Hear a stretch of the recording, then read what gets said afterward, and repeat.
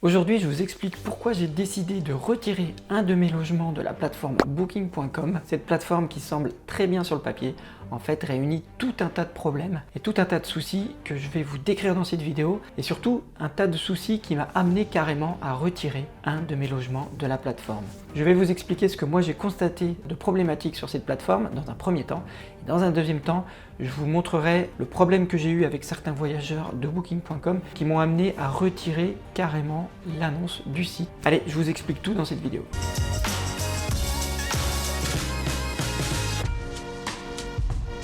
La première chose incroyable sur cette plateforme, c'est que quand, en tant que hôte, vous déposez une annonce, vous ne pouvez pas écrire la description de votre logement. En gros, l'annonce présente votre logement, mais vous n'avez pas la main sur la description que va lire les potentiels voyageurs intéressés de votre logement. C'est carrément incroyable quand vous comparez un site comme Airbnb, où la description du logement est le cœur de la façon dont vous allez proposer, vendre et mettre en avant votre bien. Sur Airbnb, vous pouvez vraiment décrire complètement votre logement, vous pouvez même mettre en forme les mots, vous pouvez espacer, vous pouvez mettre en page en quelque sorte votre description et surtout y mettre absolument ce que vous voulez et donc faire en sorte que votre bien donne envie à vos voyageurs. Sur Booking.com, c'est tout simplement impossible. Vous remplissez juste des informations sur votre logement, équipement, la caractéristique de votre logement et c'est Booking.com qui, d'une façon un peu automatisée, parce que la description honnêtement ne ressemble à rien, va générer la description. Et quand vous allez sur Booking.com, vous allez voir une description en pavé où les phrases sont complètement condensées dans un descriptif qui donne vraiment pas envie et qui semble très robotisé ou en tout cas très automatisé. Ça, c'est le premier gros problème de Booking.com, c'est qu'en tant que hôte, vous ne pouvez pas démarquer votre logement, montrer à quel point vous avez mis tout votre cœur et votre personnalité dans ce logement. Vous ne pouvez pas le mettre, vous ne pouvez pas le transmettre aux voyageurs. Donc ça, c'est le premier gros problème et vous allez voir, ça cause d'autres problèmes derrière. Un autre problème de la plateforme Booking.com, c'est que l'interface est extrêmement difficile à utiliser et surtout, le site est particulièrement buggé. Il arrive très souvent qu'on n'arrive pas à se connecter ou alors qu'il faille se reconnecter à chaque fois qu'on charge une page. Enfin, c'est des problèmes qu'on ne devrait pas voir sur une société qui est aussi connue, une plateforme aussi importante et une société qui a un tel poids aujourd'hui dans le monde de l'hôtellerie et de la location de vacances. Le système de messagerie est vraiment très dur à utiliser. À chaque fois, il faut se reconnecter avec les problèmes de connexion. Ensuite, il faut aller dans le système de messagerie. D'autre part, quand vous recevez certains messages de voyageurs qui vous disent juste merci ou c'est bien noté, eh bien vous devez y aller et répondre ou dire que vous avez répondu parce que sinon cela compte pour votre taux de réponse ou en tout cas la vitesse à laquelle vous répondez alors qu'en fait il n'y a aucune réponse à apporter. Un autre souci du site Booking.com, c'est que beaucoup de personnes, alors je pense que ça dépend des pays, vous allez voir à la fin quand je vous expliquerai ce que j'ai constaté et mon problème et le problème que j'ai eu qui m'a incité à retirer l'annonce, c'est que certains voyageurs dans certains pays pensent arriver dans un hôtel. En fait,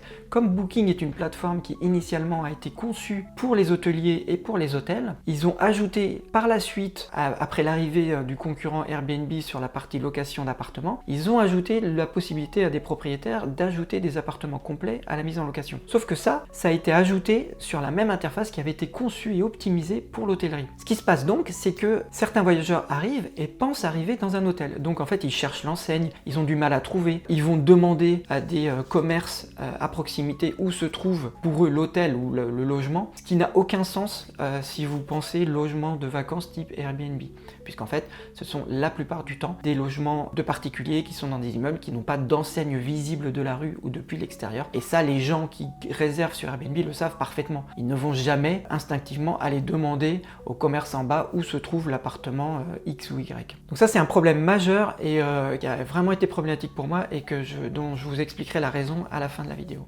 Autre difficulté de la plateforme, c'est que le système de notation est très mal conçu. La première chose, c'est que vous ne pouvez pas noter les voyageurs. Donc ça, c'est quelque chose que vous pouvez faire sur Airbnb, c'est que les voyageurs sont notés, qui permet en fait d'avoir un système qui est plus fiable pour ne plus accueillir des voyageurs qui seraient pas respectueux de votre logement et inciter aussi les voyageurs à faire attention et à être plus carrés et à être plus objectifs quand ils séjournent dans un logement ou quand ils vous font une review, une note au sujet de votre logement. Sur Booking.com, ça n'existe pas. Donc en fait, les voyageurs sont un peu plus plus privilégiés et donc ils peuvent se permettre un peu tout et n'importe quoi. Et surtout, vous n'avez pas moyen de dire aux autres hôtes qu'un voyageur ne se comporte pas bien. Le voyageur, il peut laisser le commentaire qu'il veut, la note qu'il veut, et bien sûr, Booking a une politique comme beaucoup de ces plateformes, il ne retire jamais les notes et les commentaires des voyageurs, même si ils sont pas très justes. Alors moi, il y a une exception où j'ai pu le retirer, et je vous expliquerai ça à la fin aussi quand je vous raconterai l'anecdote, mais dans la plupart des cas, vous ne pouvez pas retirer les commentaires des voyageurs. L'autre problème, et ça aussi, ça m'a impacté ma décision de retirer mon annonce, c'est que les notes à la mise en location tombent sur un voyageur qui a détesté votre logement pour une raison X ou Y et qui vous met 1 sur 10, que vous avez par exemple une autre note qui est 9 sur 10, eh bien Booking va afficher la moyenne de 1 et de 9 sur votre annonce visible par tous. Donc vous vous retrouvez avec une note de 4 ou de 5 sur 10, donc très très mauvaise, ce qui fait que vous n'avez plus aucune réservation.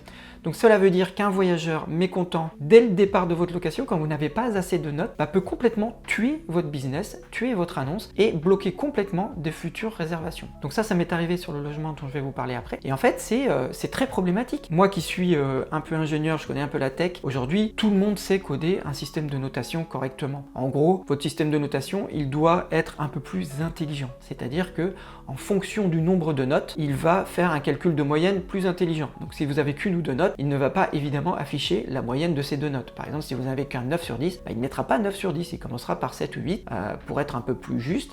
Et puis plus le nombre de notes augmente, plus ça va se rapprocher de la moyenne. Comme ça, vous avez une note beaucoup plus objective et beaucoup plus proche de la réalité, puisque statistiquement, vous avez plus de reviews et donc c'est plus juste pour l'avis donné au logement. Le problème de Booking, c'est que dès la première note, vous avez votre moyenne. Donc si vous en avez que 1 sur 10, vous vous retrouvez avec une note de 1 sur 10. Alors je ne sais pas s'il y a un nombre minimum, moi c'était au bout de 3 notes en tout cas, où je me retrouvais avec 6 sur 10, alors que j'avais 9, 9 et 1 sur 10. Donc ça c'est un vrai problème et là-dessus Booking n'a jamais su me répondre. Sur Airbnb, cela ne fonctionne pas comme ça. Déjà, vous n'avez pas de notes en dessous d'un certain nombre de notes et surtout, la moyenne est un peu plus intelligente, elle est basée sur plusieurs critères et elle va être mieux calculée en fonction du nombre de commentaires et de reviews que vous avez sur votre annonce. En tout cas, moi, malgré que j'ai pu avoir des notes plus mauvaises au départ de mon activité de location saisonnière, j'ai jamais eu de problème sur Airbnb de ce point de vue-là. Autre gros souci de la plateforme Booking.com, c'est son système de réduction. Alors, quand vous mettez votre annonce sur Booking, vous allez le voir, si vous l'avez déjà fait aussi, vous comptez le faire. Booking propose des tas de systèmes de réduction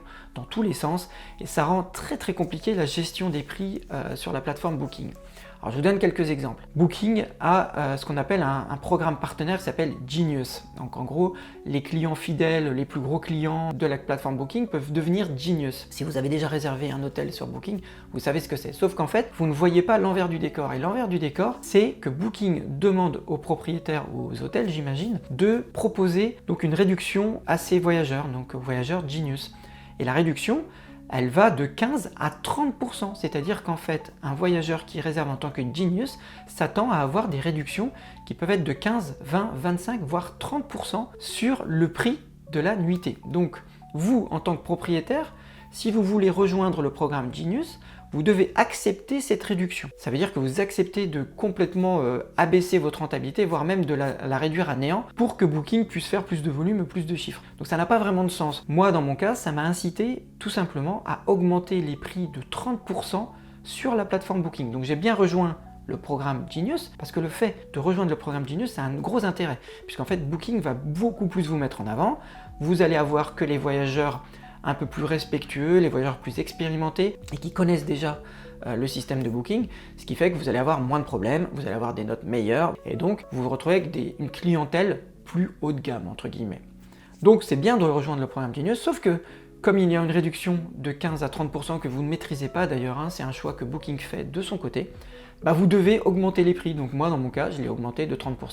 Alors moi ça me va parce que l'idée, vous allez voir, c'est que moi je suis pas un grand fan de la plateforme Booking, c'est que dans le même temps ça me permet à ce que le prix sur Booking soit plus élevé que celui de Airbnb pour pas mécontenter la plateforme Airbnb qui pourrait moins mettre en avant mon annonce parce que je suis sur d'autres plateformes, il paraît que c'est ce que fait Airbnb, probablement. Donc ça permet d'avoir un prix plus élevé, ce qui fait que je favorise la plateforme Airbnb, ça me va très bien. Et puis s'il y a des gens qui sont prêts à payer plus sur la plateforme Booking, moi ça me rapporte plus, j'attire les voyageurs Genius et tout le monde est content. Sauf qu'en fait, c'est quand même un petit peu malhonnête envers le voyageur, puisque lui, il pense avoir une réduction sur la plateforme Booking, sauf qu'en fait, le prix a été augmenté. Donc ça, pour moi, c'est un peu idiot et ça n'a pas de sens. Autre exemple de réduction que pratique Booking et qui est complètement aberrante, c'est que Booking.com va vous demander une réduction pour l'utilisation de leur application mobile. J'explique, en gros, si un voyageur utilise l'application mobile Booking.com, il a le droit à une réduction que le propriétaire, que Booking demande au propriétaire de céder. 10% je crois de mémoire. Donc, si on résume, Booking.com demande au propriétaire de faire un effort sur le prix pour que les voyageurs utilisent l'application mobile de Booking.com. Ça n'a aucun sens. En gros, pour moi c'est simple, ça veut dire que Booking demande au propriétaire de financer l'adoption, ou la publicité finalement, de leur application mobile. Ça n'a absolument aucun sens. Pourquoi c'est le propriétaire qui devrait supporter le coût de l'utilisation ou de la publicité ou de l'augmentation de l'utilisation de l'application mobile de Booking.com? Et je vous déconseille complètement d'activer cette réduction. Donc encore une réduction très très bizarre appliquée par le site Booking. Alors ensuite, il y a d'autres programmes partenaires. Il y a un programme qui s'appelle, je crois, programme partenaire, privilégié. Il y a tout un tas de réductions proposées par le site Booking, mais qui très souvent sont à la défaveur du propriétaire et de l'autre. Faites très attention. Il y a même certains programmes où vous devez payer pour être mis en avant. Enfin, bon. Quand vous ajoutez tout ça, que vous ajoutez aussi les réductions en fonction de la durée, les réductions de réservation anticipée, etc., à la fin, il y a tellement de réductions que finalement, il ne vous reste pas grand-chose et l'activité devient inutile. Booking, c'est une véritable jungle et c'est un véritable enfer en ce qui concerne les réductions proposées. Un autre souci que j'ai constaté sur la plateforme Booking.com, c'est que dès que vous avez un problème avec un voyageur ou un problème avec la plateforme, que vous devez les joindre, c'est juste mission impossible de retrouver exactement comment contacter le support Booking.com. On y arrive une fois qu'on a retrouvé l'aide et puis qu'ensuite on doit aller sur une certaine section qui correspond à la messagerie, ensuite avec Booking, ensuite on va dans l'aide, ensuite on va dans la section aide sur les paiements et ensuite on arrive à contacter le support. Ce qui est déjà un mauvais signe. Et ensuite, il n'y a quasiment que par téléphone que vous parviendrez à obtenir quelque chose avec l'assistance Booking.com. Et là encore, vous devez patienter de longues minutes pour avoir quelqu'un de chez Booking.com. Bien souvent, il va vous rediriger sur quelqu'un qui ne parle pas français, parce que si vous devez avoir quelqu'un qui parle français, vous devez attendre trop longtemps. Et donc vous vous retrouvez avec un assistant qui est en Angleterre ou ailleurs et qui va vous parler anglais pour vous aider à résoudre votre problème sur Booking.com. Donc c'est vraiment un enfer. En plus, ça se fait en plusieurs fois, donc vous devez appeler, il vous rappelle pour vérifier que c'est bien vous, ensuite vous décrivez le problème, ensuite il va voir le problème, ensuite il peut vous rappeler plus tard, enfin c'est un enfer. En comparaison, quand vous allez sur Airbnb, vous avez un problème, vous allez sur la messagerie, vous postez votre question et ils répondent très très vite et au moins, négatif ou positif, la réponse est rapide et efficace. J'en viens donc à l'anecdote qui m'a fait complètement retirer mon annonce du site Booking.com et vous allez voir que les raisons sont liées à pas mal de sujets que j'ai abordés dans la première partie de la vidéo au sujet des soucis de la plateforme, mais ça va même plus loin que ça. Donc l'histoire, c'est un voyageur anglais de mémoire qui a réservé le logement donc en bord de mer. Il m'appelle où il me dit le code ne fonctionne pas, j'arrive pas à rentrer dans le logement. Donc en fait le logement bien sûr fonctionne par serrure autonome, c'est ce que j'utilise dans tous mes logements, et il suffit de rentrer un code pour entrer dans le logement. Et là ça ne fonctionne pas, mais je regarde l'heure en fait et il est 13h. Je crois quand il m'appelle midi ou 13h, et en fait on peut rentrer dans le logement qu'à partir de 15h, donc le code ne fonctionne pas avant, donc c'est évidemment pour éviter que quelqu'un rentre alors qu'il y a un voyageur précédent ou qui rentre trop tôt. Et donc je lui dis c'est normal, vous arrivez beaucoup trop tôt, le code ne fonctionne pas. Là où c'est très étonnant, c'est que la personne, donc c'est un anglais, donc il parlait anglais, aucun bonjour, tout de suite énervé, etc. Bon, là-dessus, malheureusement déjà ça c'était problématique, mais bon, moi je suis resté calme, je lui dis bon ben c'est normal, et puis il n'y a pas de problème, je vais résoudre votre problème, et moi je change donc l'accès du code pour qu'il puisse y accéder dès 13h. Et donc voilà, je lui dis maintenant de réessayer, et donc que ça va fonctionner. J'avais beaucoup de mal à parler, d'ailleurs je lui disais mais calmez-vous, enfin c'est pas tout va bien, je vais résoudre votre problème.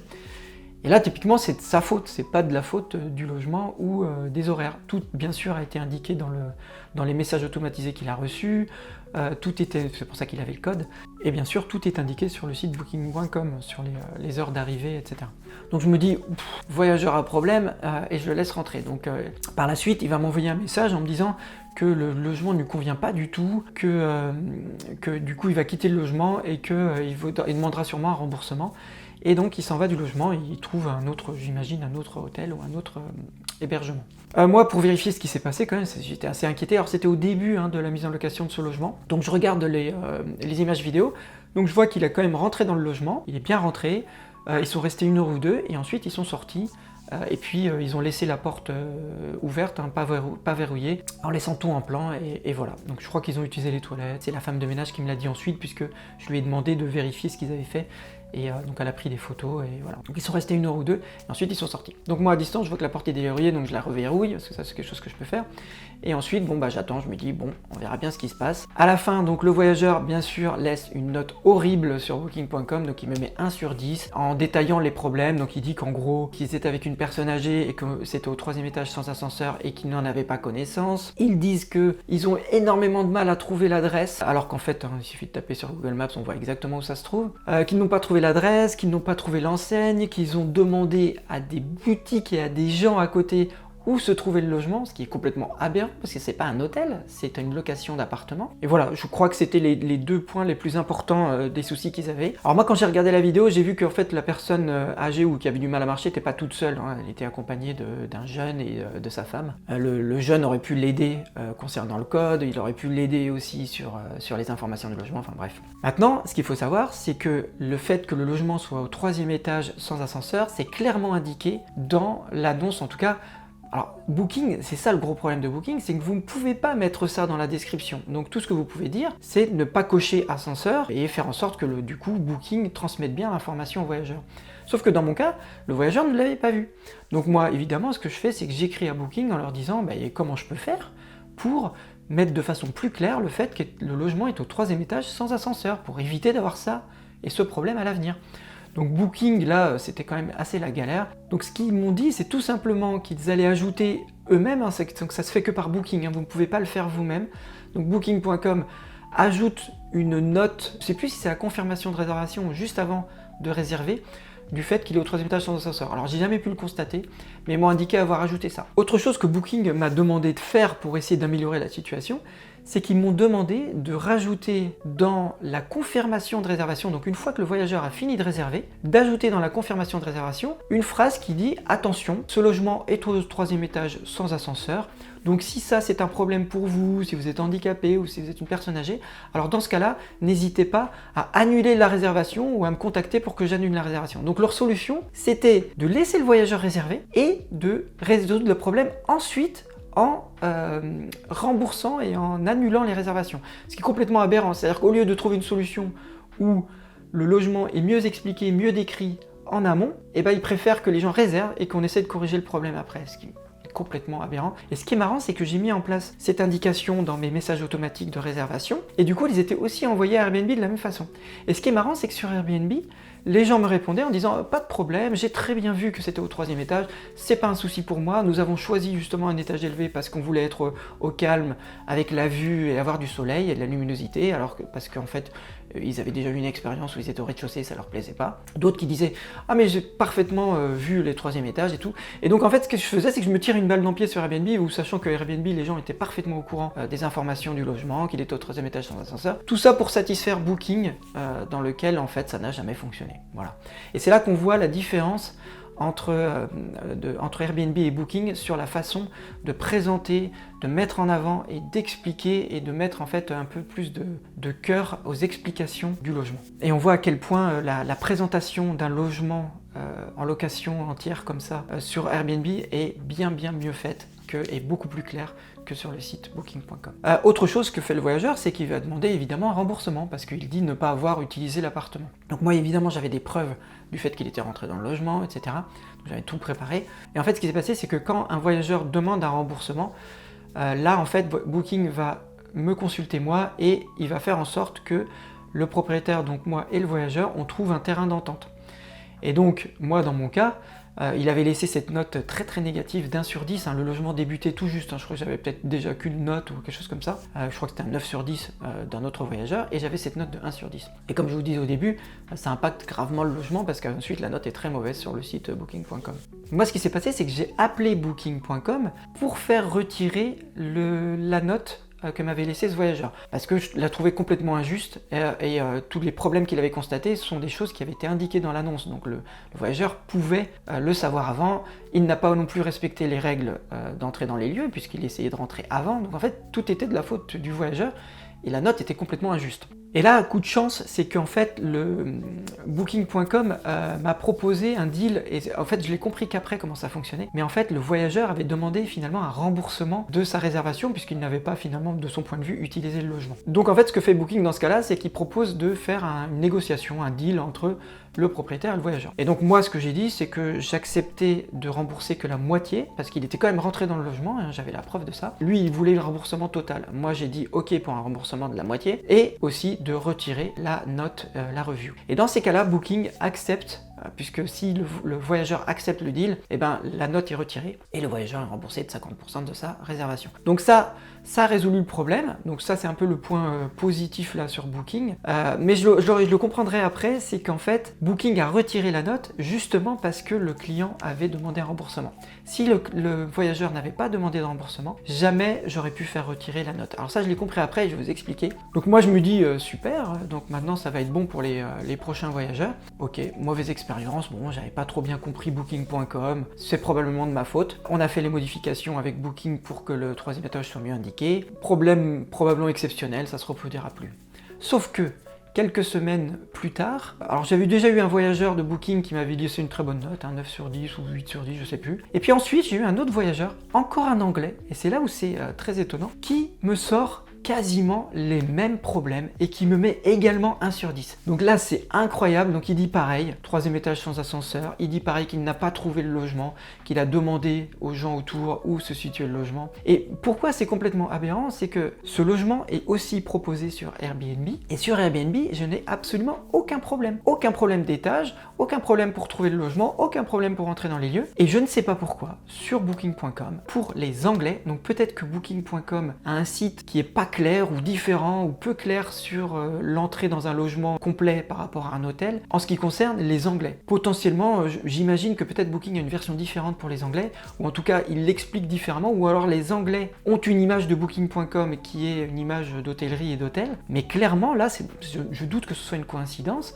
2 fois de suite, 2 fois les mêmes remarques, 2 fois la même note. Alors soit quelqu'un s'acharne contre moi, soit il y a vraiment un problème avec les Anglais et le site Booking.com concernant les logements complets. Et là, j'ai essayé de faire retirer la note et là Booking m'a complètement refusé et c'est là que j'ai compris parce que je leur ai dit mais ça m'est déjà arrivé et vous l'avez retiré. Pourquoi là vous la retirez pas?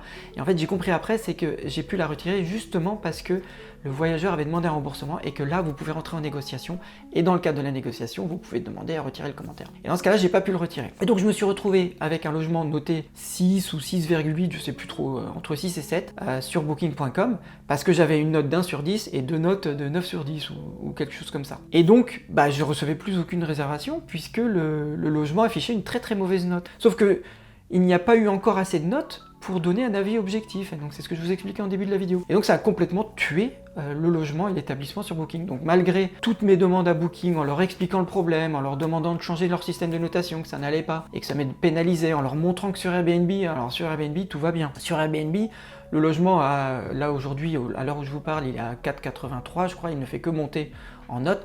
Et je n'ai que des notes positives. La pire note que j'ai eue, c'est peut-être un 4 sur 5. Et je vais vous lire les commentaires donc, de Airbnb et à quel point ça fait contraste total avec les notes que j'avais sur Booking.com, s'agissant du même logement, je le rappelle. Je vais vous lire donc les reviews que j'ai eues sur Airbnb très récemment. Parfait emplacement, et quel emplacement. L'appartement est petit, mais on prend vite ses marques. Tout y est pour passer un super séjour. Avoir une place de parking est aussi très appréciable, parce qu'il y a une place de parking. Les enfants ont adoré la télé, Netflix, Prime Video. Merci pour ce fabuleux séjour. C'est un trésor que d'avoir un pied-à-terre dans un paradis comme le Moulot. Nous reviendrons, c'est sûr. Très bien situé, description correspondante au logement, adresse à garder pour notre prochain séjour, appartement très fonctionnel, nous n'avons manqué de rien, malheureusement on n'avait pas pu profiter du balcon à cause du bruit provoqué par des travaux dans la résidence voisine. Logement parfaitement conforme à la description, Bassel est très disponible, réactif, les instructions permettant d'accéder en toute autonomie dans l'appartement sont très claires, et là vous voyez la différence quand même, emplacement de parking très appréciable, etc. etc. Je n'ai que des avis positifs, et c'est ce que j'ai tenté d'expliquer à Booking, en leur disant que le problème ne venait pas forcément de mon logement, mais bon ils n'ont rien envie d'entendre. dès que vous citez Airbnb, ils l'ignorent complètement, hein. Ils ne font, voilà, c'est l'ennemi juré, je pense. Et du coup, je leur ai dit, bon bah écoutez, s'il n'y a aucune solution, moi je vais tout simplement vous demander de retirer le logement, parce que ça n'a aucun intérêt, ça me met une concurrence à Airbnb, ce qui fait qu'Airbnb ne me mettra pas en avant. La note est très mauvaise, donc ça donne une très mauvaise image. Donc moi j'ai qu'une solution, c'est que vous le retiriez. Et donc j'ai complètement retiré le logement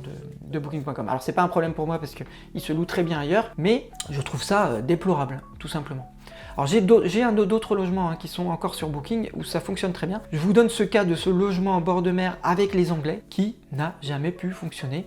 Et je pense, de mon point de vue, à cause du site Booking.com, de la façon dont il présente les biens, toutes les contraintes que je vous ai données en début de vidéo et tous ces problèmes. Faites attention à tout ça, moi je vous donne mon retour d'expérience, ça peut vous aider en fonction des caractéristiques ou des contraintes de votre logement ou des petits défauts de votre logement, d'améliorer les choses sur Booking.com ou de décider de ne pas utiliser la plateforme. Alors je ne dis pas que la plateforme Booking est complètement à proscrire, hein, puisque moi j'ai encore des logements sur Booking.com et ça fonctionne. Je vous donne juste mon retour d'expérience sur déjà l'utilisation de la plateforme et surtout le problème que j'ai eu avec un logement qui m'a incité à le retirer. Donc ensuite, à vous de faire votre choix, à vous de au mieux utiliser les plateformes pour mettre en avant et augmenter vos réservations de logement. Moi, ce que j'entends par exemple, c'est que la plupart des gens qui sont sur Booking, en fait, ils se disent Booking, les gens payent plus cher, ce qui semble être le cas, et du coup, ils augmentent les prix sur Booking, mais l'envers du décor, c'est peut-être aussi qu'ils ont envie d'avoir moins de réservations sur Booking que sur Airbnb, et surtout, ils n'ont pas envie de trop être impactés sur Airbnb parce qu'ils louent aussi sur la plateforme concurrente.